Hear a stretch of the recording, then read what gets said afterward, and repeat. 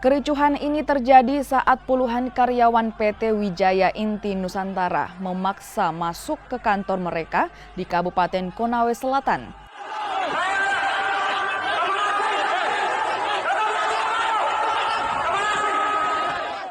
Massa saling dorong dengan petugas Polres Konawe Selatan dan juga satpam perusahaan.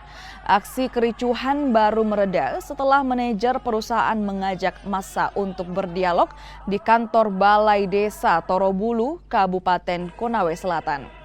Demonstrasi ini sendiri menuntut pihak perusahaan untuk membayarkan gaji karyawan dan juga pesangon bagi yang terkena PHK.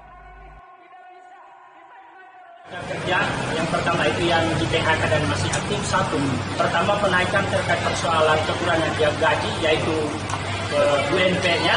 Kemudian yang terfokusnya kita itu kemudian 8 orang juga itu segera dibayarkan pesangonnya yang di PHK kemarin. Oke. Sisa gajinya. Oke. Sisa gajinya itu.